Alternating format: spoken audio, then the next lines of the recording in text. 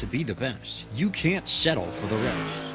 There's a reason that McConey Setup Shop is trusted by more virtual and real-world tracks and companies than any other setup shop in iRacing. With partners such as Stafford Motor Speedway, the Nashville Fairgrounds Speedway, Five Flags Speedway, Speed 51, and more. When you want something done right, you go to the experts at McConey Setup Shop. With setups available for most series on both asphalt and dirt, built by a team of professional builders consisting of some of the top talents on the service, McConey Setup Shop LLC has what you need to hit the track with confidence. Head over to McConeySetupShop.com and learn why McConey Setup Shop is the official setup shop of Richmond Raceway Esports and is partnered with some of the largest names in virtual and real racing. And remember, at McConey Setup Shop, there are setups, but your victories.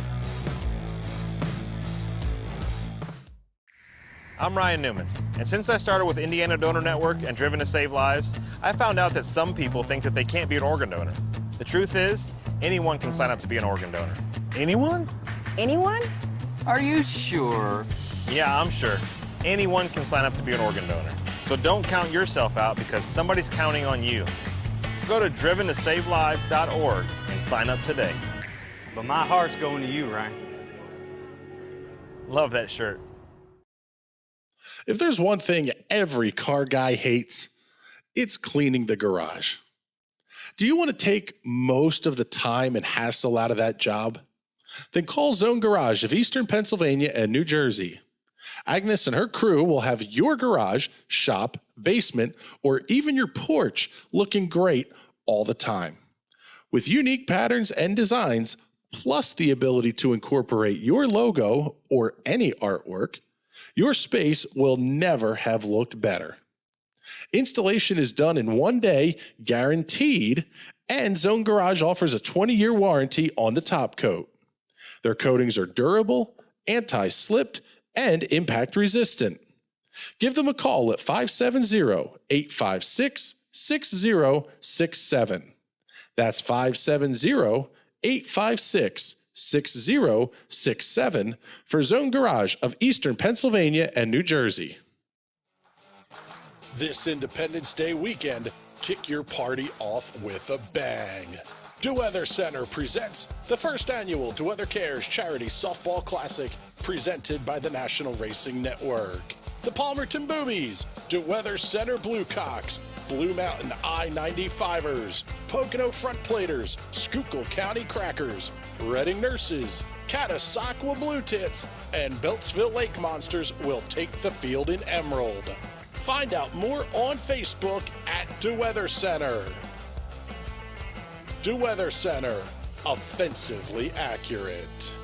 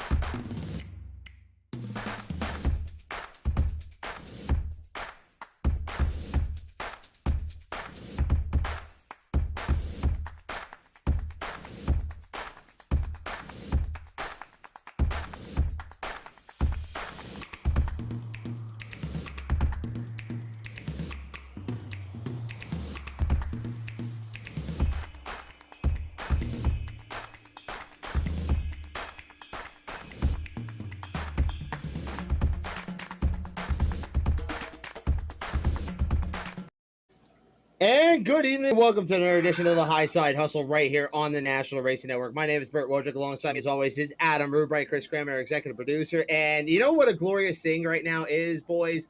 We are watching the Dream Race from Eldora right now on Flow, and Eldora is packed. There are toilet bowls being chugged down everywhere. Oh my God, it is great. And this is a hell of a heat race between Devin Moran and not Michael McDowell, Dale McDowell. Oh man, Pig, this is getting good here with 2 to go. Are you sure you want to be streaming a race and doing the show at the same time, given your lackluster internet We do it quality? all the time here, but it's a dream. It's the dream, and Eldora is packed again. This is glorious. We waited a whole year for this. You know, I agree. it's one of the best late model races in the country. I agree. One day I'm going to be So there drinking toilet water. But so what are you drinking? Water tonight. Oh my god! I gotta go pick my mama up at 9:00, and I can't show it up shit face. I can't do all the drinking for us. Well, you might have to tonight. Hey, listen, if you're gonna get back at me for Bristol, you're gonna have to do all the drinking at some point. So might as well build up to it. Oh, you don't have to worry about my alcohol tolerance, brother. Oh, I know, but I'm just saying though. I'm just saying you got to build. Anyway, Dingus. we got a great show here for you tonight. Because the Dingus. Hey, literally, we are what 2 months away. I think we're about 2 months from the day when we're leaving for Knoxville. Give or take a day or two. I think we leave on the 11th. So, yeehaw! It's coming, boys. But I It's guess coming. since there is a mile-long list of results from the last week, I guess we should get rolling on that before our wonderful guest, a first-time winner at the Williams Grove Speedway, Justin Whittall, joins us here in a few moments. Yeah, absolutely. Can't wait for that one. And I can't wait to talk about the Grove because that show was a lot better than what a lot of people thought it was going to be. But let's start off at the Big Diamond Speedway on Friday night where you were at, Adam, where Billy Pouch Jr. picked up the win down there in a very interesting race I saw from the highlights on from Jim Murdoch. It looked like a fantastic race at the Big Diamond. Big Diamond had a little bit of character into the track. I love that. And it was a very, very interesting feature there and a good win by Billy Pouch. Yeah, I thought so. The track was heavy because of the rain earlier on in the afternoon. And to be honest, the heat races kind of boring as you would expect. But as the night went on, the track widened out a little bit. But I thought it was a fantastic race. Like you said, Billy Pouch Jr. picked up the win. Nick Raczynski was second. J-Rod won 9, or his Friday night ride, the 1. Jared Umpenhauer was 3rd. Dwayne Howard 4th. And Dylan Stewart was 5th. Very young top 5. A lot of names you don't hear in there. I mean, you do hear Howard. Yeah. You do hear, obviously, Pouch, and you hear Umpenhauer in there. But the other 2 names you gave there, I mean, those are kind of new and upper-comers there. So Tide might be changing a big diamond a little bit. Not necessarily. Nick's, I'm not going to say he's a younger guy. He's predominantly raced up in like Penn and 5 Mile Point and stuff previously, but the last couple of years he's kind of been traveling down the diamond, and it's a good run for him. Absolutely. Good for him. Landon Lewis picked up the win in the Legends over Eric Hurst, Aaron Upgraft, Logan Carbaugh, and Brian Green. I'll just keep going with the rundown here quick. 602 Sportsman was Steve Lyle, Sean Elk, Doug Smith, Talon Carter, Tyler Pete. Open Sportsman was Mike Burrows, Tanner Von Doren. Another solid run for him. Mike Schneck, Wayne Whitmer, and Kenny Eckert. That's a pretty stout top 5 for Diamond. And the Roadrunners was Alex Shostall, Chris Nye, Matt Nye, Andrew Fash III, and Don Murphy. Sound like a solid night. Diamond, very solid. All right. It was. Let's move on to the Grove now. Oh, goodness gracious. Williams Grove. We have Justin Whittall, Kyle Moody, Danny Dietrich, Steve Buckwalter, Alan Grimes. Good run for Alan in that, I believe it's the 27S, G, whatever the number is. Good run for him. He's been kind of struggling in that car at the Grove, from what I can remember. Yeah, they got it figured out. They really did, but good on him. But I want to talk about Whittall for a second here because he hit that might have been the best 25 laps I have seen Justin Whittall run in his career. It was fantastic. I mean, he hit his marks every single lap. He rode the cushion to perfection. And I almost would say if it was 30-lap feature, Moody and Dietrich would have had something for him. I mean, they were right there towards the end of that race. So I think it would have been a very interesting battle towards the end of the race. But Whittall just, it was his night. It was his night. I thought the surface at the Grove was very good for what they get, for even the rain that they had in the afternoon. I just thought it was an absolute, one of the best surfaces this year from the Grove. Simple as that. And I mean, you can say what you want to say on anywhere you want. I mean, it was just fun to watch the Grove and see it be that entertaining, and to watch Whittall hit his marks every single lap. And like I said, best 25 laps I think I've seen Whittall put together in his career, and also a very entertaining race on top of that. Yeah, I thought so. I was kind of peeking back and forth between that and the red flag at Diamond in the Legends Heat Race feature, one of the two. Until Dirt Vision kind of bugged out with like 10 to go. It wouldn't let me watch it no more. Not sure what that is, but yeah, it is what it is. But it looked like a very great race. It looked, like I said, it looked like a very great race from the first 15 or so laps that I saw. So yeah. I mean, again, hats off to the Grove. They made the best with what they were given on the night and move on to next week. Well, again, you got to look past the camera. If you look past the camera, what you're given on, if you're watching on Dirt Vision, then you're only given why that was. Excuse me. You're only given the camera on the top of the grandstands and the speed shot camera going down the front stretch. That's really it. And Robert, we'll get into that. Rob, we'll get into that in just a second here. But yeah, no, like I said, I thought it was very good. I also saw Dietrich when it seemed like his tires started firing off. He got up, he started making moves up towards the end there. So I would have counted out Dietrich if it was a 30-lap race. I think he could have got around Moody and Whittall, and Justin he like I said, he was lucky to 25 laps, but he did an amazing job to hold off there. And we thought the 410 feature was good.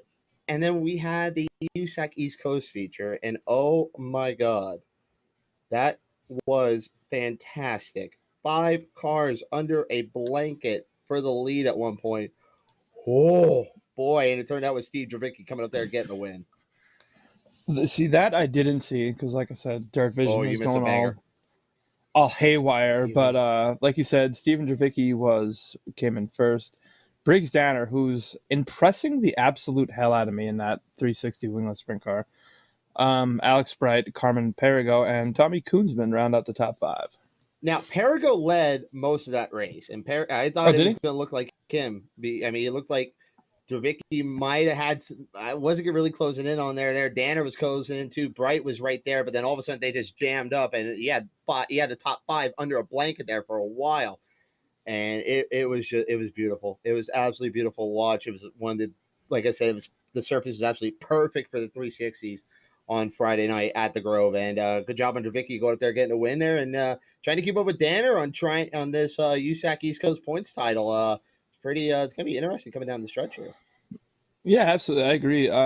Like we mentioned earlier on in the year, this USAC East Coast deal is gaining a lot of momentum. They're getting a lot of good talent in, and I think it's only going to be better and better. I mean, I can't wait to see what our local guys in the 360s do next week for the Eastern Storm. And I'm going to knock on wood because right now the weather looks absolutely perfect for every night of next week's Eastern Storm.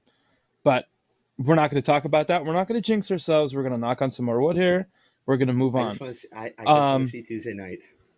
You forgot about Thursday night.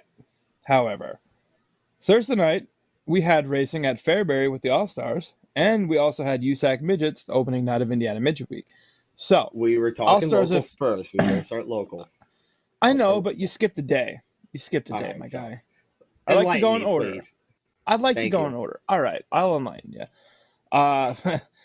Thursday with the All-Stars of Fairbury, Tyler Courtney picked up the win over Rico Abreu, Bill Baylog, Ian Madsen, and Gio Celsi. And boy, is Bill Baylog really turning up the heat here the last week or so. 2 wins, a top 5. He is just lighting the world on fire, and I could not be happier for him and the entire crew. No, we're going to have to get Baylog on the show here soon. But yeah, absolutely. That was a fantastic weekend for Baylog. I thought he had that feature on Thursday night over Sunshine. I thought he had that. I thought he had a good run there, a couple of good runs there, but Sunshine was just ripping that top side to perfection. Even the lap track, he was so good. It didn't take it didn't take Sunshine long to get used to the winged 410 deal. No, but because good on Sunshine. He's on fire. He rookie year on the All-Stars, and he leading the points right now. I mean, that. Yeah. And we were talking about Elias and walking away with this point style. Well, shame on me. Guess again. We got Sunshine. Surprise, shouty. Don't be surprised if Sunshine gets a win in Pennsylvania at some point this year when they come back. And don't be surprised, especially up north. Especially up north during that 54,000 to win weekend. He's been very good up there.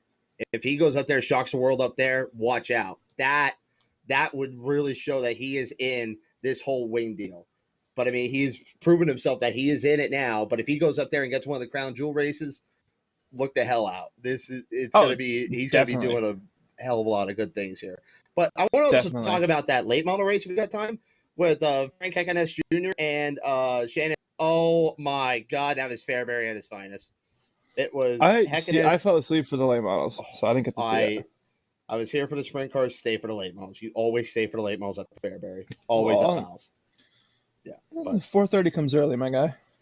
I know. But watch Bab rip the lip on at Fairbury, and Heckeness actually close down on him, feed him a hell of a slider, put him in a wall. Bab turns around, tries to get back on him, can't do it.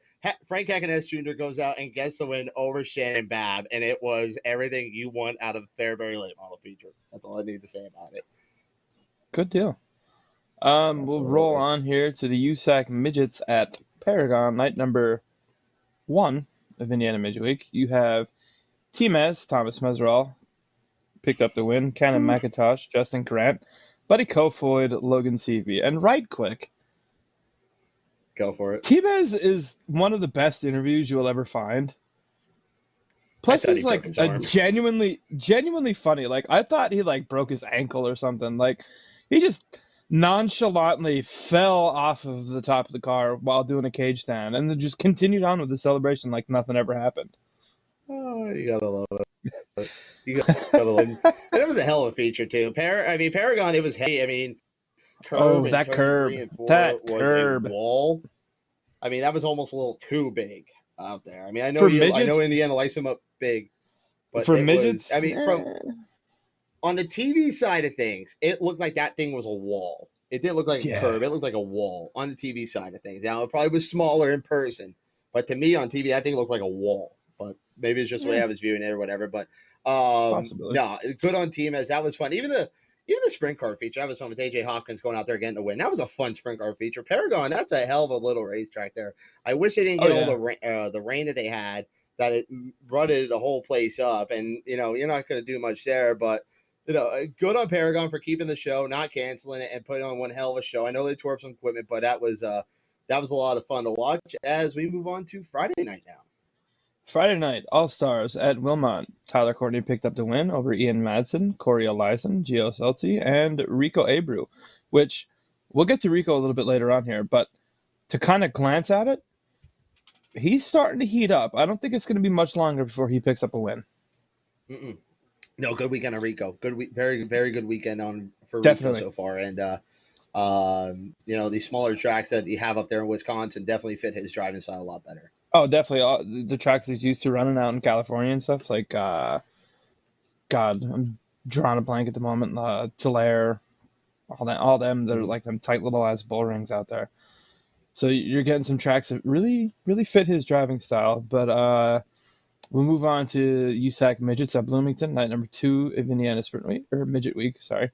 Yeah, Buddy Kofoid, Chris Wyndham, Justin Grant, T-Mez, Thomas Meserol, and Tanner Thorson round out the top 5.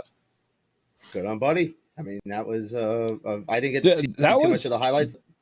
Oh man, that was a hell of a race. I mean, him and Wyndham were battling for longest while. Justin Grant threw his name into the party, but he was just wheeling that Keith Coons car on the top like nobody else could. I mean, down in 3 and 4, he's banging it off the curb, doing a wheel stand, gathering himself back up, and just jetting down the front stretch. And he did that, for like 5-6 laps in a row. Really let Wyndham kind of catch back into him, and then Buddy kind of settled down a little bit and just ran his race and ultimately picked up the win. So good on him.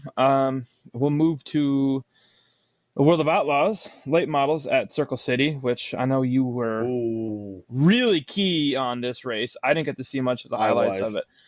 But Dennis Erb picked up the win over B. Shep, Brandon Shepard, Ryan Gustin, Max Blair, and Frank Heckenast.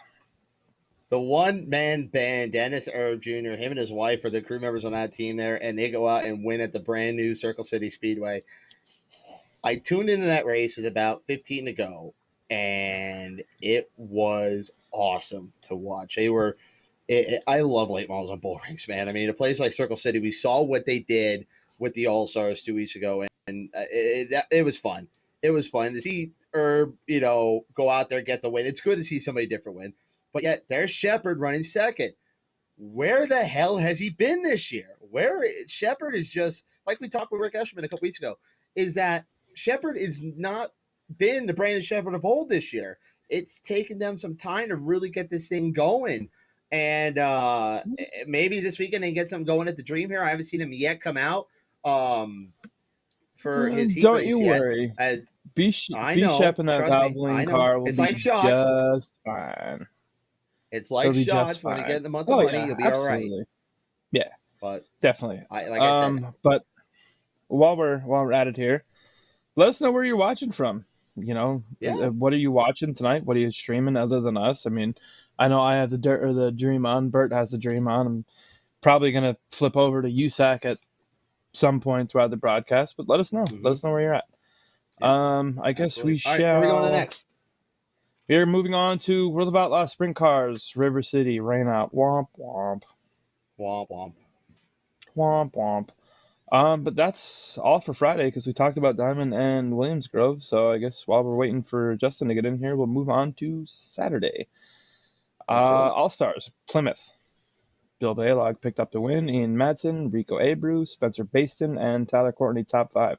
And even when Sunshine isn't picking up wins or running in the top 3, he's still consistent in the top 5, which I think over the entire weekend, if I'm looking at it right here, the only day he didn't finish in the top 5 was Sunday.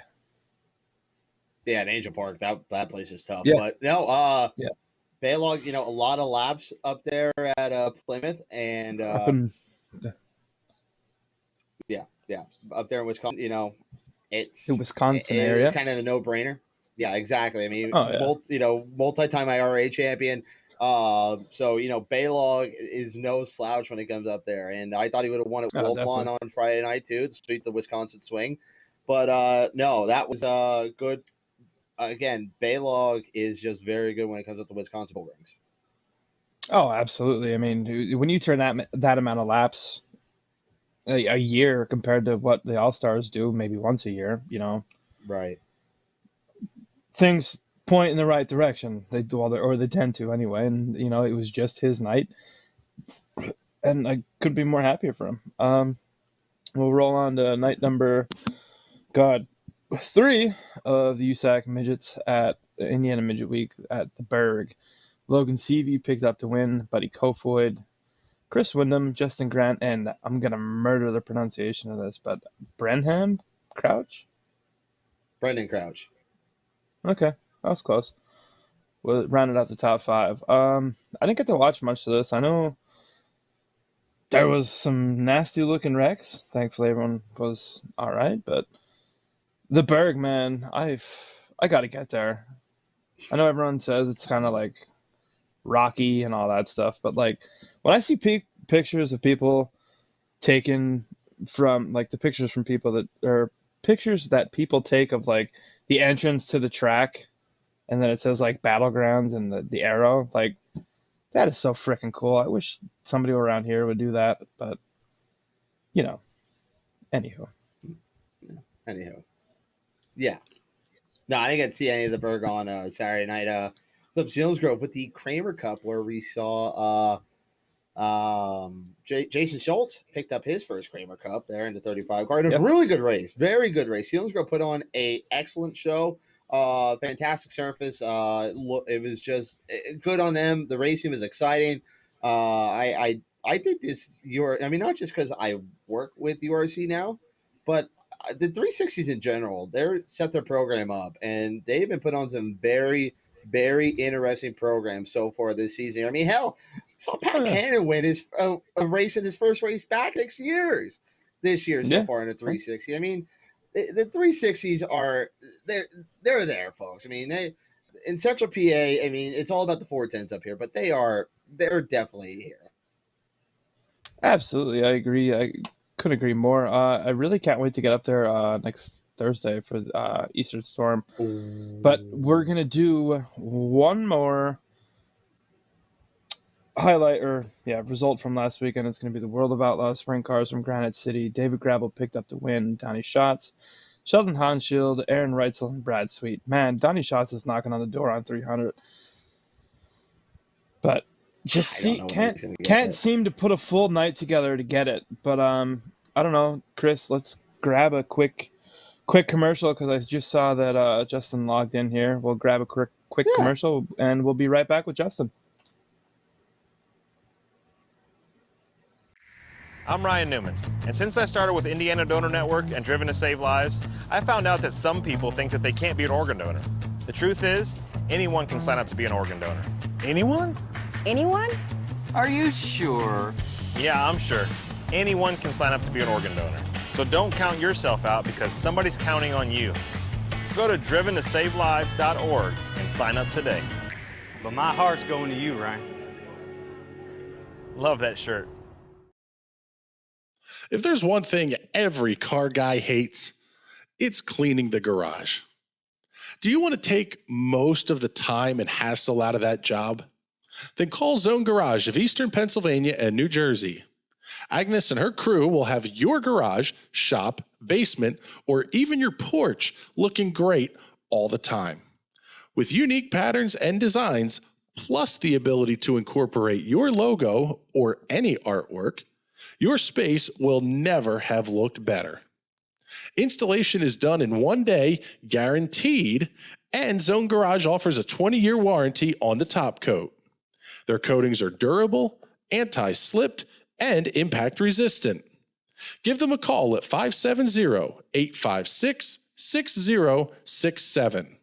That's 570-856-6067 for Zone Garage of Eastern Pennsylvania and New Jersey.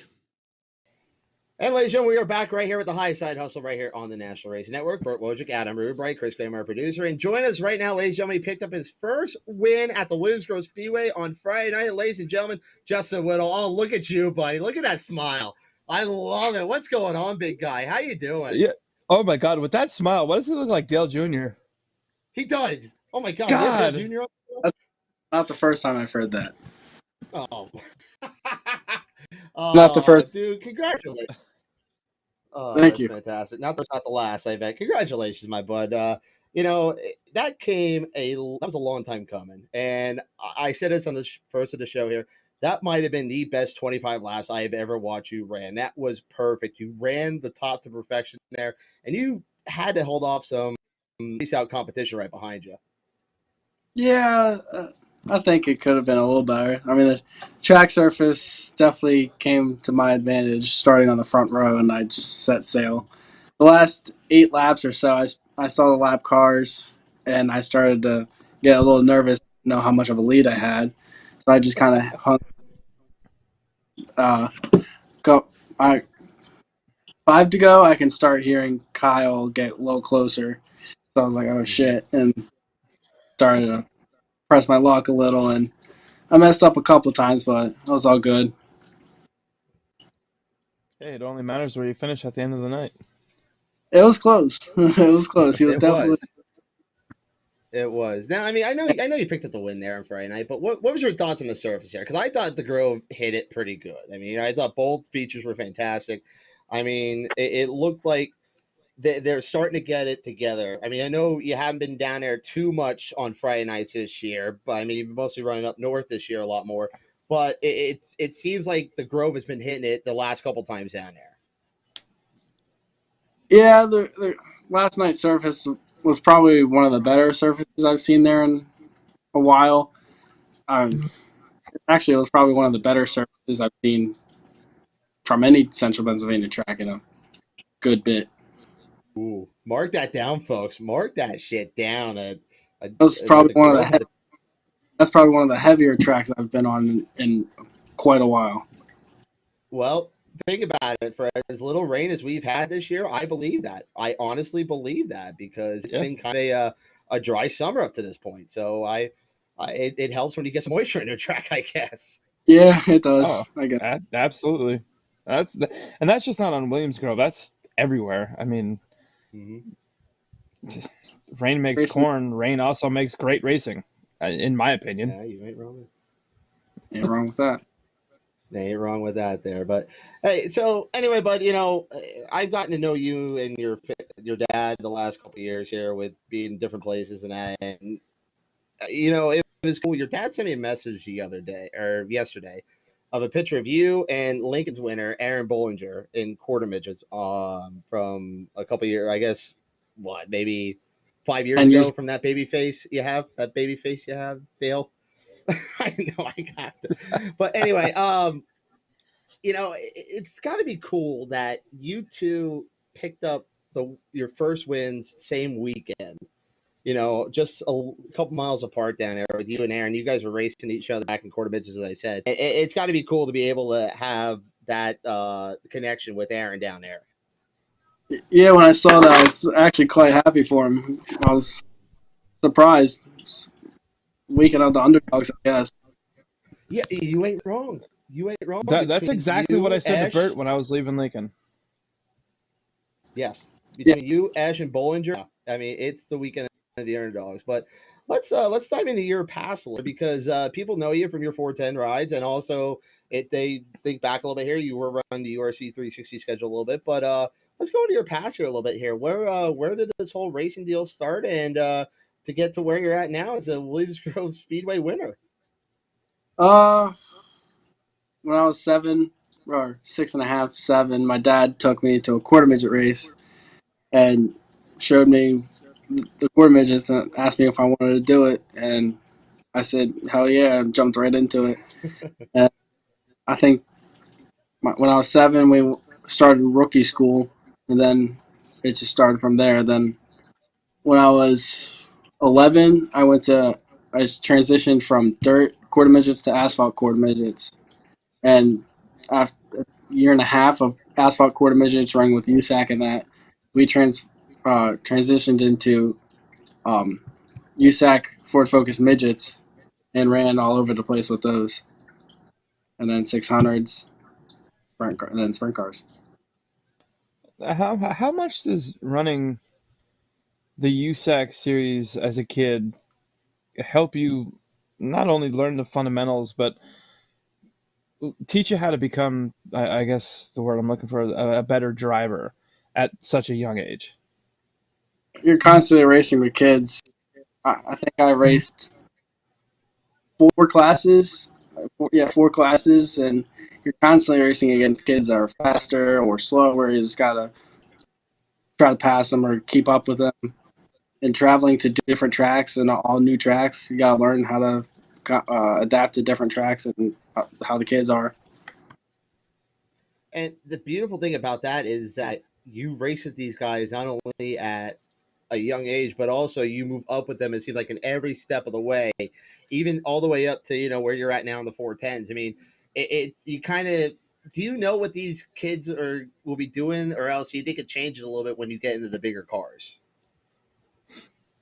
Most of the kids I grew up racing with are now into the mud turtles or modifieds, but We're in Mud Turtle country, buddy. Hey, easy. what? I'm in That, mud turtle country. He is. But Yeah, but there might be a, how? there might be a 1S Sorry, wing go ahead, panel bud. back there, but I grew up in modified country. Hey, so did I. So Yeah, did I. I mean, I might be biased because I worked on one for how long, but that's neither bit. here nor there. Well, let me ask you this then, Justin. How did you get into sprint cars instead of going modify race? I mean, being in Jersey, you got Bridgeport, you got New Egypt there, two big mud or modified tracks. You're not that far from Grandview. How did we get into sprint car race and being a Jersey boy? Well, when I was racing midgets, the series that we were racing, they were getting fewer and fewer races. So my dad was looking around and we found a 600. So we traded a guy, Matt Swanson, his 600 from one of my midgets, and I started racing micros. But Jersey, the reason I couldn't race in New Jersey in the Mud Turtles is Jersey you have to be 16. I did not think about that. I forgot about that. The old age limit rule, because the state police control pretty much all racing in the great Garden State. I didn't even think about that. That's very true. But it's, which makes sense because you can come to Pennsylvania and race at a relatively young age, pretty much everywhere. I don't think there's really a pit age limit minus. I think Grandview is the only one that really is like you got to be 12, or it's either 12 or 14. Other than that, like you ain't getting in. But that's also the NASCAR sanction. Yeah, coming through with everything there. My first sprint car, I 14, 15. I got a 305. Pass wouldn't let me race with them, but I could go race a 410. So we sold our 305 and got a 360. Because that makes so much sense. You can't race. You can't race with the past 305s. So, but hey, let's play it a 410. Is that because you're in the Mass area there with the Mid-Atlantic series, or it's just they wouldn't? I don't know. They wouldn't let us race. IMCA rules. Or is it IMCA? They wouldn't even let. And he's a year. They wouldn't let Anthony Macri race 305s, and he's a year older. That's probably 16. No, he was 15. I was 14. So this is why you see guys like yourself and Macri go into the play like the 360s or the 410s when they're that young, because all right, well then I think that's almost got to start some kind of movement where we can get some of these younger guys to go and run the 305 series. I mean, not saying that you guys didn't do good in that in the 360s or the 410s, but it's saying that you kind of need to develop a little bit too. Do you agree with that? That it helps to develop your way up. Yeah, you got to start like here, and then you got to work your way up and climb that ladder. One would think the 305 should be. This is just my opinion. One would think the 305 should be from kids that are transitioning out of 600s and into a full-size sprint car. Like maybe cap that at 14 to 18. Like once you get to 18, move up. I mean, I get it. A lot of people don't necessarily have the money to run a 360 or a 410 for that matter, because the cost of them damn things are absolutely astronomical. But I don't know. Like to me, when you get into micro sprints, you start with a 125, run that for a year or two, go to 270, run that for a year or two, go to 600. The same to me should be with the 600s, like or the 410 or the full size sprint cars. You should run one series for a year or two, then move up, then continue the ladder up and up and up. But I don't know, that just doesn't make any sense to me, that they wouldn't let a younger kid run a 305, but no, we'll let you run a 360 and a 410. I don't care.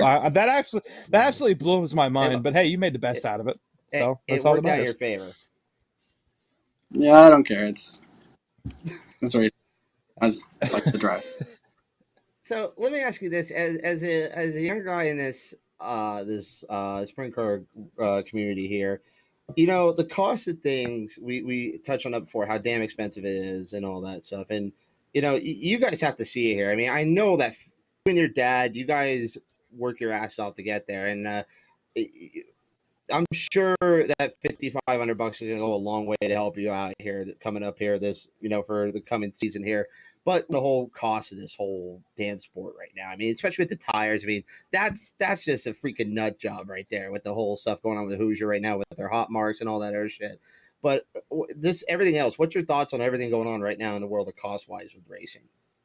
It's getting out of hand. I mean, I get there's a shortage on stuff, but it's getting stupid. I mean, I know there's shortage on wheels. I'm shortage on wheels. I think I got a couple wheels left for right rears. I keep destroying them at Port Royal. Oh no! Why does that Oy. not surprise Now, me? now, do you run Kaisers? Is that are you on? Oh man, Okay. that is Oh boy, that whole deal. that's That rough. sucks, man. But That's other than obviously, I'm gonna say your most memorable win, recent memory, got to be Williams Grove. Outside of last weekend, what would be your most memorable win to date? Uh, memorable win. I Could be think quarter midgets, yeah, what. 600s. So this is kind of scaring me that you're that you have to think back this far here, man. it was a while since I won. It's been a So while. all right, while you're thinking about that, answer me this here too, because Ryan Stillwagon had this question too. Was this your first win in a sprint car at the Grove? First, Ah, first win in a sprint car. no shit. I That's man, bad. you can't beat that for your first win in a full size sprint car to come at Williams Grove. If you Yeah, had told me I that's was going to win this weekend, I would have bet money on Port Royal, not Williams Grove. Really? yeah, I mean, you've been I good would, up there. You've been very good up there. yeah. You've been getting hit or better. miss. Yeah, you've been getting better. Let's say that you've been getting better up there. Yes, I'll agree on So, that. Yeah. but like we said here, I was no offense, but I was not expecting you at the Grove. I mean, I knew when they put you on the pole. How fast did What's you that? get built to victory lane? Did you see how sweaty I was? Yes, that's what. Yeah, that's all you need to know. That's all you need to know. Yeah, I like, ran my fat ass in my Crocs, not in 2-wheel drive, by the way, oh down man, you to didn't that stop and put him in goddamn four? bridge. No, no, I didn't have Oh time. man. I saw the checker flag. I jumped up and I ran my ass down to that bridge. I You didn't even ran get my to Yeah, I see, ass. was What's that? you didn't get to see the 360. Where? What? You do that by Beer Hill? Yeah, Oh, I know. I didn't even know you did. Well, you know what? That saved my ass of getting down there on time. I guess so. I guess so. So, and then yeah, oh god. but whatever. I mean, like I said, hey, you deserved it, man. I mean, that was just so cool. I mean, to get to know you and your dad the last couple of years and to see that happen. I mean, man, that was just badass. I'm so happy to be able to finally get you on this show here and to see you get your first sprint car win, not only at the Grove but anywhere. I thought it was going to come up north, but it tickles me to death that you're a winner at Williams. What does that mean to you with all the legends that have been at Williams Grove? What does that mean to get a win there? It's something else. There's many people that have tried and can't get them, and I just plucked one away, and I got lucky. It's very surreal. Kind of keeping, I'm kind of humble about it right now, and I'm still in shock about it. I bet, man. I bet. Does It's picking off a win at Williams Grove give you more ambition to run there on a somewhat more regular basis? I know you run there pretty decently. yeah, Most of the times the Outlaws show up, you're there. Does it give you an ambition to run there more often? yes, it does. I mean, Yeah, our they plan got a win there.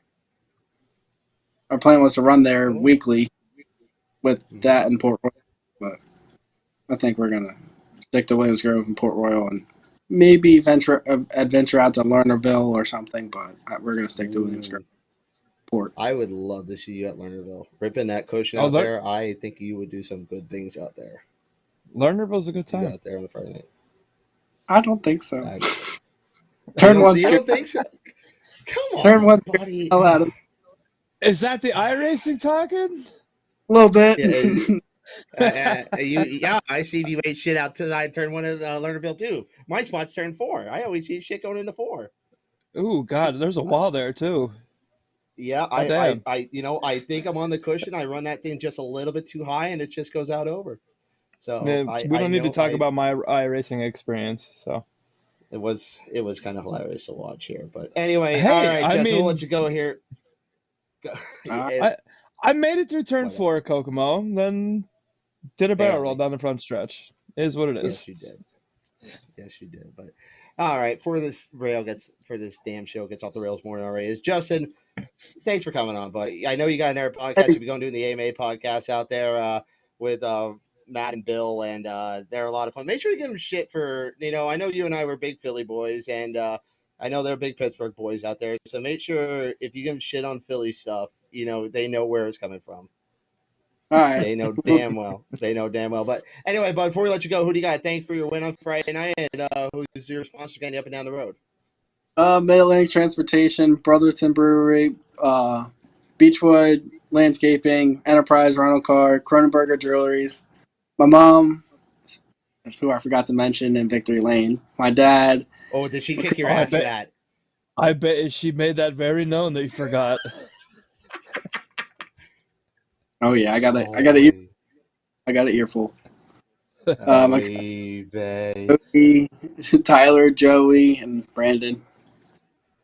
Oh God, how'd you forget your mom? I still think the best part was when we were all standing in Victory Lane, and Troy goes, "Hey, who do you, Justin? Who else you want a picture with?" And you just point over the corral, and the whole photographer group goes, "Oh, that was." I'm sorry, that was just so great. That was just so you. Just that point right over there, like that nonchalant one. I love that. But hey, man, we'll let you get going here. Congratulations, buddy, and I'm sure we'll be talking to you again real soon here, and I'll be probably seeing you at some point this weekend. Best luck the rest of the year, man, and we'll be talking soon. Thank you. Have a good one, guys.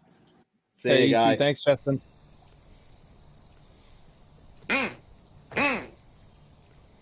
There's one. What is that? It's my Dale call. Why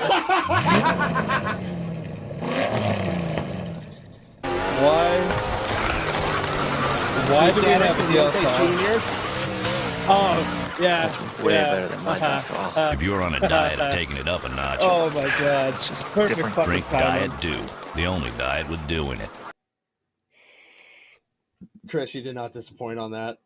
That was fantastic.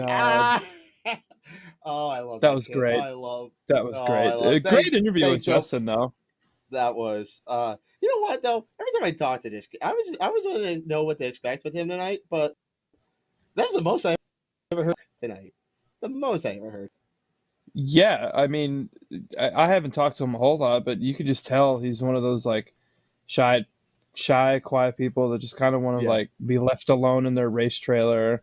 Like, let me do my thing, let my crew do their thing, and we'll be all right. Yeah.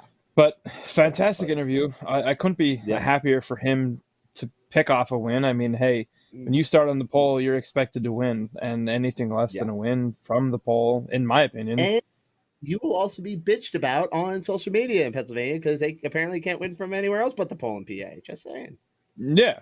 If he wouldn't have won, if he wouldn't have won, and somebody other than the top row won, it would have been basically like a fucking hate crime.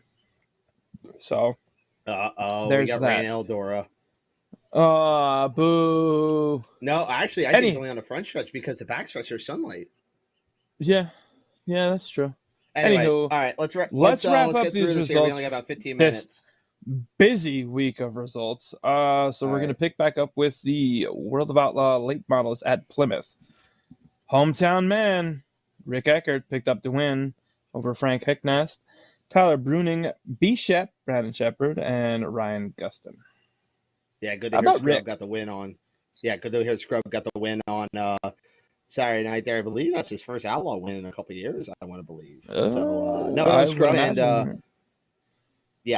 Scrub, they got that zero drying car rolling both zero drying cars. They got them rolling very well right now. We talked to him a couple weeks ago when the World of Outlaws were up north, and now he goes out to get the win at Plymouth on Saturday night. So good on him. Good weekend for Scrub. Yeah, definitely. Definitely can't complain with the weekend he had. But we'll move on down to closer to home, Lincoln Speedway. Aaron Bollinger, another first-time winner. You love to see it. Let's say this. Bollinger should have 2 wins on the year. Bollinger should have 2 wins. Yes, I agree. But I forget exactly where Aaron started. It was a good race. Him and Bree Hershey were flirting around, racing for a while. And then Aaron just kind of took the stronghold. He saw his opportunity and never looked back. Put on Bree. Corey Put on Haas. Bree. Oh, absolutely. Corey Haas, haven't necessarily heard his name in a while. In the top 3, finished second. The return of Matt Campbell, finished third. Freddie Raymer, fourth. Brandon Raymer rounds out your top 5. Pair of Raymer brothers in the top 5. It's been the story at Lincoln this year. That is for sure. We'll continue with Lincoln Speedway. We'll go to the USAC East Coast. Yeah, Alex Bright picked up the win over Steven Dravicki, Kenny Miller, Christian Bruno, and Damon Paul. Which I heard that was a banger. I didn't stay for it because that long red flag because of the ARDC flip. Mm-hmm. Thankfully, sounds like he's going to be able to make a full recovery. There's no paralysis, but it did break a couple vertebrae in his back. So thoughts and prayers out to him. Absolutely. I, for whatever reason, didn't get any results for ARDC, but I believe Buckwalter won. Steve Buckwalter. If I'm not mistaken. Steve Buckwalter picked up the win. Yeah, I couldn't tell you who round out the top 5. All I know is Buckwalter won. That's all. We'll that's roll. All we need right now. We'll roll up 83 and 81 and 78 to the wonderful Grandview Speedway, where Brett Kressley's on fire, man. Picked up another win over Dwayne Howard, Jared Uppenhauer, Craig, 3 or 4. I want to say 4. Craig Von Doren, and a hometown boy, Mike Lazowski, finished top 5. Good for him, man. No shit. Good for Mike. He has been. I'm struggling the last couple of years. I mean, motor issues, and I know he made the switch over from Bicknell to DKMs, and good to see that he's finally getting some good runs together. In the Sportsman at Grandview, it was Dylan Hoke, Matt Clay, Cody Manmiller, Kenny Bach, and Kenny Gilmore. So definitely a good night on the hill, judging by actually both of the winners in both divisions that night were again repeat winners. So it just goes to show you the competition at Grandview, man, because if you win the next week, you're guaranteed to start no better than, I think it's 12th or 13th, something like that. So you got a good, you can see the front, but it's a long way to get to the front. It's a long, yes. Yeah. Sprint cars is all about the underdogs this weekend, and in the modifieds, kind of the old watch and repeat type thing. Yeah, but I hate to say that because I'm really happy for Billy and Brett for get wins. Yeah, absolutely. Wins, but in the same aspect, like the modified way of doing things is, and 410s too for the most part. But you know, when you're starting no better than 12th, you got a long way to go to the front, and it's going to take. Unless there's a bunch of cautions that you somehow miraculously get through. Oh, it's gonna take no. Oh, I was gonna say Rice just blew up. He was running second. That's not good. That'll kill the mosquitoes. Yeah, that's for sure. But like I was saying, you know, the competition at Grandview is spectacular on a week in, week out basis, and to charge from that deep in the field now for the, I believe, 4th time this season, tip of the cap. I mean, to both drivers, because I believe Dylan just won 2 weeks ago on the Sportsman as well. But we'll move on down to Bridgeport. Modifieds, it was Ryan Godown over Alex Jankowski, Ryan Watt, Neil Williams, and Dominic Buffalino, which it's pretty impressive top 5. I mean, I know Neil's been, not going to say struggling the last couple of years, but, you know, definitely a good run for him. Ryan definitely had some shit luck to start the season, so good to see his luck trying to turn around. I know he just picked up the win, last weekend at Georgetown, so good on him. You know, Alex, he's been one of the better cars at Bridgeport, in my opinion. Oh, Pig, look at Flo. Ryan, look at Flo right now. Look at the smoke screen. Oh, God. Yeah, that one's toasted. Yeesh, that's... But, and then Ryan Godown, I mean, I'm not entirely the biggest fan of Ryan, but, you know, his on-track performance definitely doing the speaking for a lot of things as of late. Yeah. It was a Ryan Godown type of night because his son, Ryan Godown Jr., picked up the 602 Sportsman win. over Nice. Steve Kemery, Matt Ellery, Sammy March Jr., a good run for him, and Howie Finch. Also, I have in here, we have the Bridgeport MASS Sprints. David Gruby picked up the win over, I am going to murder the pronunciation of this last name, Buddy Schwiebens. That sounds right. I might be closer than I thought. Kevin Nagy, Craig Pellegrini, and Christian Rumsey. So that's Very nice. pretty much all for Bridgeport. We'll move up to the Selinsgrove Speedway with URC, where you were Saturday night. Tell us about it. Yeah, Jason Schultz picked up the win in the Kramer Cup. Good race, very good race. Saw for a while there, Davey Franek was out front there, then lost the left side of the front nose wing, so that hurt the car a little bit. Then Mark Smith led for a while there, and I'm looking around there, and all of a sudden, Jason Schultz is right there on Mark Smith's ass. And he had a very, very good run up there to go up there and get his first Kramer Cup there. And shout out to the Troy Betts. I thought he was able to come up there and have a chance to win that race here. He was up towards the front there for a good bit of that race here, but he lost brakes.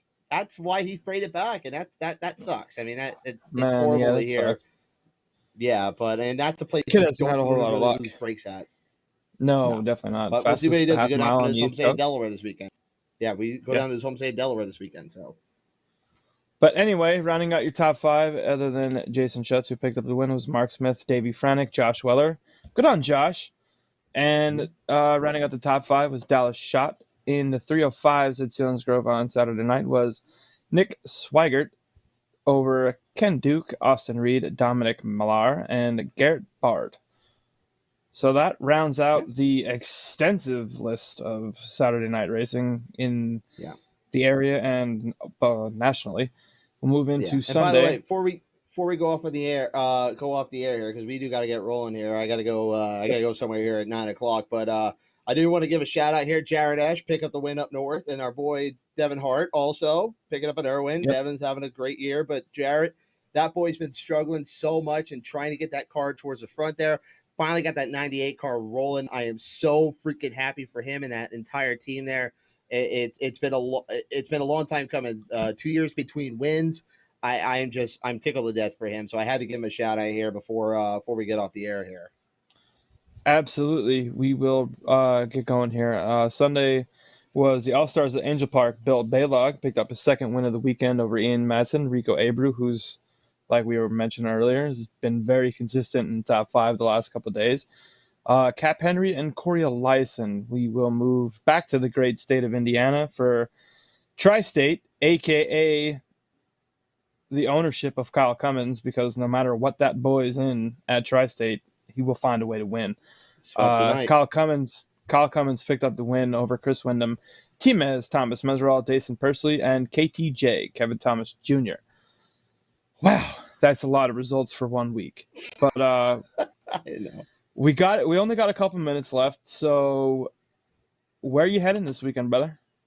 I plan on actually going to Linda's on Friday night. I haven't been to Linda's yet this year. Linda's? Gonna go see I think hang out and help out Ronnie West Safer in the 44. So gonna go out there and see Linda's, and then Saturday gonna be down Delaware race directing for URC down there in Delaware. So I'm pretty excited about that one as well. And where are you off to this weekend? You see, I was thinking Williams Grove Friday, but you might entice me to go to Linda's. I haven't been there in, a minute. I think the last time I was there was like the 2018 Linda's National Open. Sheesh, it's been a minute. That was the last time I was there. Saturday, probably going to head home to Grandview. Sunday, Kutztown. Yep. We got to go. We got to go see this. Possible program, which I think it's going to be a certified shit show, but I think it's going to be a good certified shit show. I mean, you haven't really heard a whole lot about it since they announced it at the beginning of the year, and you have it's not bad. Yeah, it's not a bad list. I mean, outside the only difference on that was Schaefer will not be there. Schaefer will be running Ohio Speed Week, which starts tomorrow or Friday night. Yep. Same with Double D. He's going to be running Ohio Speed Week. But yeah, I mean, we're ramping up here. You figure we have a good 3-day race weekend here this weekend, which will roll right into Eastern Storm next week on Tuesday. Yes. We have Bridgeport Wednesday, Selinsgrove Thursday. I'm super pumped for that show. After seeing the USAC East Coast there last year, I cannot wait to see the 410s there. Friday, I'll be at Williamsgrove for Silver Crown. That's one of my most and no, the big girls. Oh man, I love them. I cannot wait to see that show. That's always. I was really sad that they weren't on the schedule last year, but Saturday they were, but I think COVID got it. Yep, Saturday we roll up north, and then Sunday, kind of roll east of us, I guess. Oh, east west, whatever it is. Yeah, we go outside of Catawissa. But yeah. But I guess it's 9:00, and we will get the hell out of here. Let's get the hell out of here. Chris, what's coming up on the National Racing Network this weekend? Did he miss his cue? He missed his cue. Christopher, are you there? No, sorry. I had to get the microphone plugged in here. You're a mess. Bunch of stuff coming up here on the National Racing Network. Tomorrow night, the Ezra IndyCar Series from Long Beach. That'll be a bunch of iRacing content. Friday night, Linda Speedway will be live from there doing the radio call. Casey Kreider handling the play-by-play duties. Saturday, the DXS Series on iRacing. That's at 6 o'clock, I believe. And Highside Cup Series on Sunday. And then we're back to regular week iRacing stuff. So we're going to have a ton of stuff going forward. Yeah, and we're going to have a lot of content coming next week, too, with the USAC East Storm coming in. So, obviously, we hope to be at Bridgeport next weekend. So, no show next week. And then we'll be back the week after. And then, if I'm right, we're on the Speed Week then, boys. It's coming. Yeah, I mean, Speed Week's within 3 weeks, man. Mark it down right now before we go off the air. Wednesday, June 30th will be our Speed Week preview show. Or no, the 23rd. That'll be our Speed Week preview show. Yeah, because isn't Wednesday the 30th BAPS? Yeah, no. Sunday the 27th is BAPS. Wednesday the 30th is up north. And then the official Speed Week starts what? The 30th or the 1st? No, Speed Week starts on the 25th. You guys are awesome. We try. Good content. Oh, yeah, because the finale's July 4th. Okay. Yeah, that's right. Okay.